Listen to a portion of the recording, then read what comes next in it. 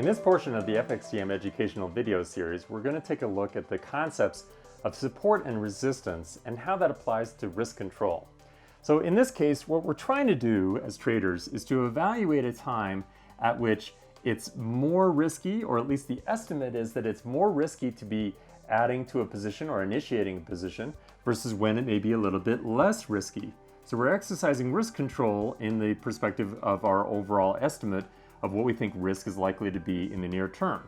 So conceptually, what we're talking about when we say support and resistance is that resistance is identified at a price level at which the currency pair has not been able to break through for a while. And of course, support is just the opposite, where let's say a currency pair has been falling but has been unable to break through a particular price level there as well. So the way that a trader would evaluate this, of course, depends on the kind of position that they're either in or that they're considering.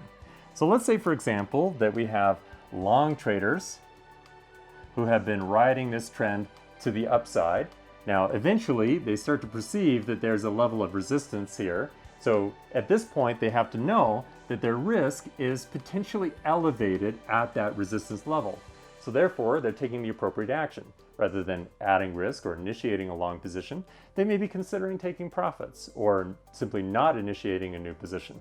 And by the same token, of course, if we have shorts that have been taking advantage of a potential trend to the downside, and they can tell that there's some support that's beginning to emerge, then they know that their relative estimated level of risk here at this support level may not match the kind of risk that they were exposed to without a floor in the price as they were trading earlier. So therefore, they're able to make a decision relative to where they are compared to support or resistance that accommodates the fact that risk may be enhanced here for shorts or enhanced here for longs, and of course vice versa, where a long trader may want to be able to initiate positions at support, and a short trader may evaluate resistance as potentially a less risky entry area. In fact, let's take a look at this example, but in a more real-life scenario here on the yen.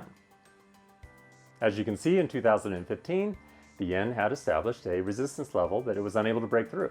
So here again, longs would have known that they were at an enhanced risk when it gets to that level. They may consider taking profits as a way to remove risk of an existing position, or simply not initiating a long position at that level. So remember, whether we're talking about position sizing, correlation, or support and resistance, this is all about trying to make more informed decisions about the things that we have some control over in the Forex, rather than leaving those things to chance, which of course introduces inconsistency and unpredictable profits.